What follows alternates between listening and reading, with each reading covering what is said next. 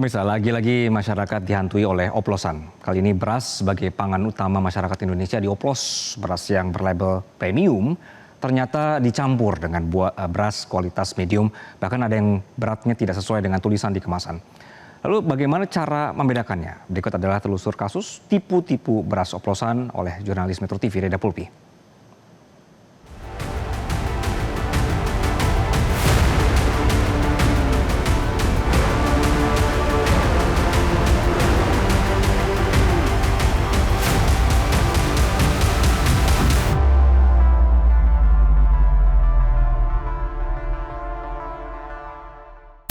Lagi-lagi masyarakat digemparkan dengan kasus oplos-mengoplos pemirsa. Kali ini beras, tapi bukan seperti yang sempat terjadi beberapa waktu lalu yang mana beras dioplos dengan plastik. Namun kali ini sedikit sulit untuk dibedakan karena beras yang kualitasnya premium ini dioplos dengan beras yang kualitasnya medium. Lalu apa modusnya dan bagaimana cara membedakannya? Ikuti penelusuran kami. Seolah tak dibiarkan bernapas lega, masyarakat lagi-lagi digemparkan oleh oplos-mengoplos. Usai bensin oplosan beberapa waktu lalu, kini beras jadi korban oplosan oknum tak bertanggung jawab. Bahkan tak tanggung-tanggung, pemerintah menyebut ada 212 merek beras premium yang diduga melakukan kecurangan. Baik berat yang tak sesuai dengan kemasan, hingga indikasi beras premium dioplos dengan beras kualitas rendah. Beras oplosan artinya kerugian. Tak main-main, kerugian masyarakat disebut mencapai 99 triliun rupiah. Tim Metro TV mengunjungi pasar induk Cipinang. Usai kabar oplosan berhembus kencang, tampaknya masih banyak pembeli yang melakukan transaksi. Meski sayang, tak ada penjual yang mau buka suara. Kalau bicara soal beras pemirsa, setiap jenis beras memang punya karakteristik yang berbeda-beda. Kita coba ambil ada 2 jenis beras. Ini. Kalau kita lihat warnanya, dari warnanya saja ini sudah berbeda. Yang sebelah kiri ini warnanya lebih putih dibandingkan yang sebelah kanan saya. Sementara untuk patahan berasnya pun juga berbeda. Nah, salah satu cara lain untuk membedakan jenis beras adalah dari aromanya. Aromanya berbeda. Yang sebelah kiri ini lebih wangi, lebih bau khas beras dibandingkan yang sebelah kanan ini lebih cenderung tidak ada aromanya. Nah, bagaimana membedakan beras premium dan beras medium yang kemudian sudah dicampur menjadi dalam satu karung? Ada beberapa cara. Salah satu caranya adalah kalau dalam satu karung beras warnanya berbeda, kemudian karakteristiknya berbeda, kemudian aromanya berbeda, patahan berasnya juga berbeda. Itu bisa dipastikan bahwa beras tersebut sudah dicampur antara grade premium dan grade yang medium.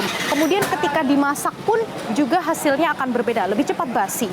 Kemudian kalau beras tersebut kita simpan, kalau yang premium ini untuk umurnya biasanya lebih lama dibandingkan beras yang sudah dioplos, biasanya dalam 1 bulan sampai 2 bulan ini sudah ada kutunya, kemudian warnanya dan kualitasnya yang jelas ini sudah berubah.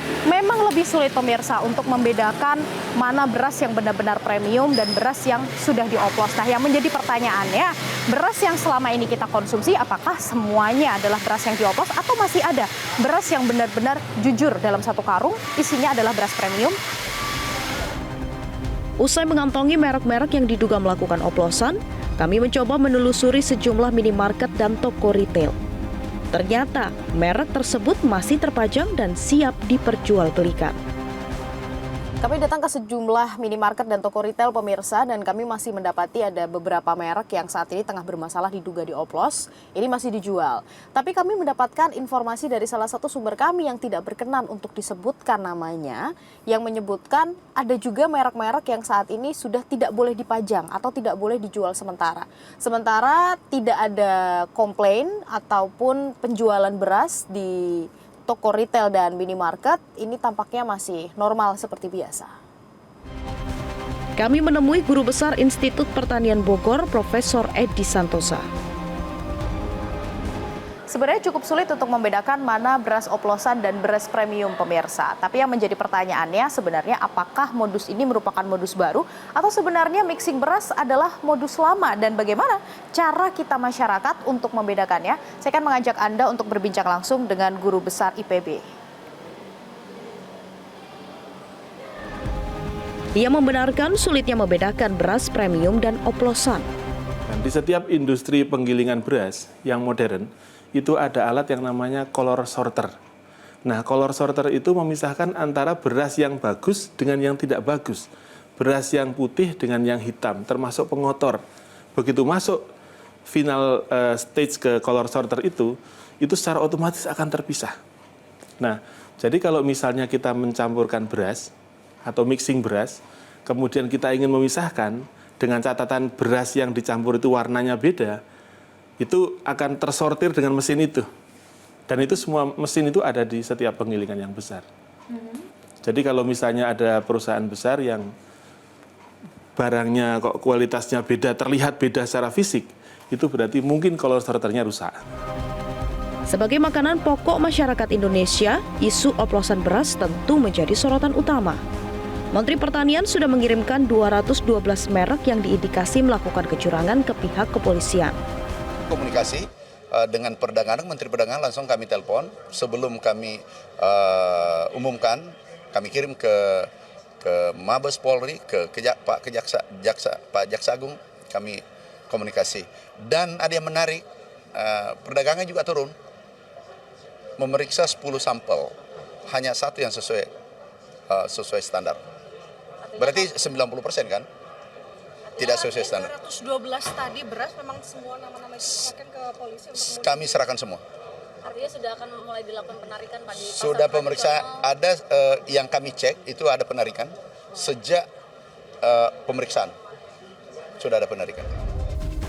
Kepolisian juga bergerak cepat dengan memeriksa produsen-produsen tersebut. Salah satunya PT Belitang Panen Raya yang diperiksa Direktorat Tindak Pidana Ekonomi dan Khusus Bareskrim Polri pada 10 Juli lalu. Dalam pemeriksaan selama 12 jam, pihaknya membantah melakukan kecurangan. Ini dalam pemeriksaan kita belum disesuatukan atau dijatuhkan sanksi atau ditemukan hal-hal seperti itu. Cuma dalam sampel pemeriksaan perusahaan kita termasuk dari salah satu yang harus dilakukan pemeriksaan seperti itu. Kita berani seperti itu karena kita juga bertanggung jawab secara moral kepada masyarakat, dan memang yang sampai di masyarakat itu seharusnya melalui proses yang sudah diatur regulasinya oleh pemerintah.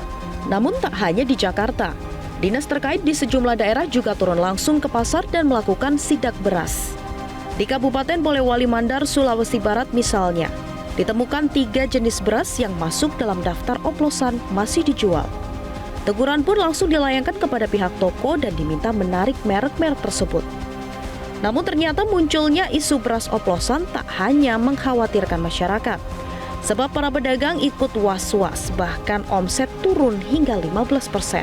Nah, kalau dirugikan ya pastilah, ya kan namanya kan kita pedagang, terus kalau berasnya jelek, kita pasti dikomplain sama langganannya kan, mungkin ada sebagian yang komplain gitu, 10%, 15% atau ya gitulah.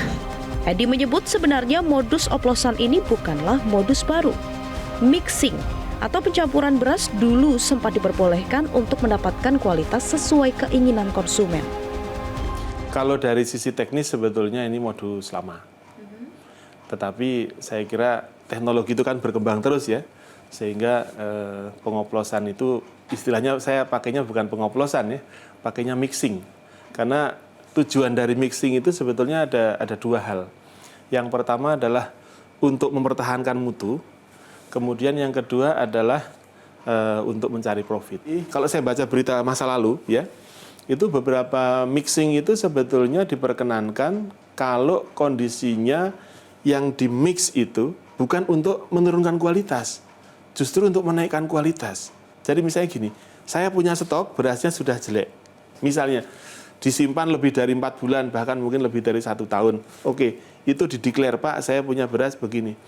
Kemudian saya beli beras baru yang lebih bagus, tapi beras yang saya stok yang lama itu masih istilahnya consumable, masih layak untuk dikonsumsi ya, masih layak untuk dikonsumsi. Dan itu harus ada proof-nya dari lembaga penelitian yang mengatakan bahwa ini masih layak nih dikonsumsi. Kemudian saya mixing dengan yang lain, tetapi harganya bisa istilahnya divaluasi lah.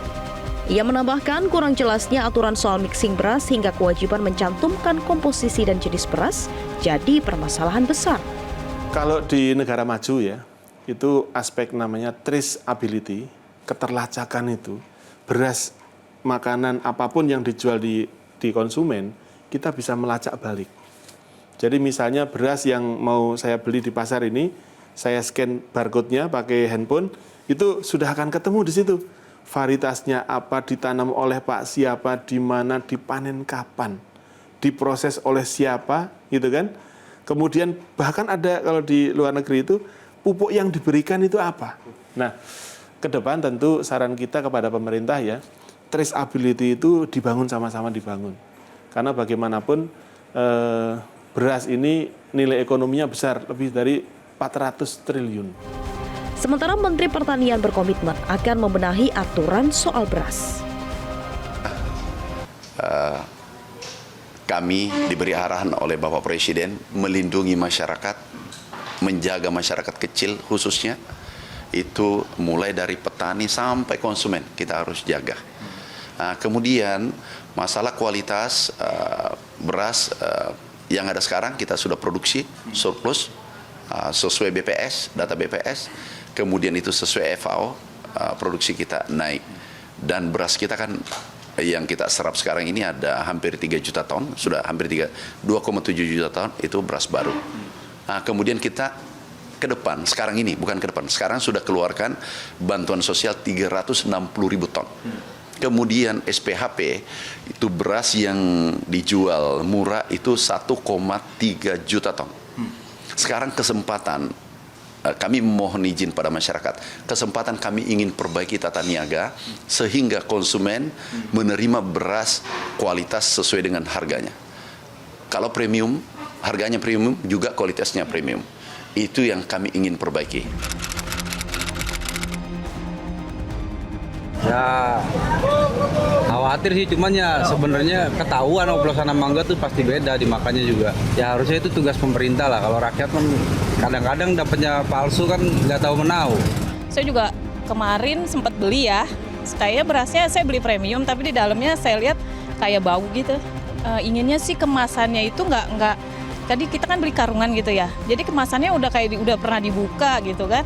Tapi di tulisan itu kan nggak boleh dibuka tulisannya kan sebelum dibeli. Tapi itu kemasannya udah jahitannya udah dibuka. Saya sih ngalaminnya segitu ya pas di pasar saya beli gitu. Kalau saya sih belinya waktu itu yang karung kecil. Waktu itu harganya harga normal, tapi pas dibuka tuh berasnya agak kuning, terus hancur lah gitu. Nggak sesuai sama harganya sih. Sebenarnya mesti ditindak dengan tegas.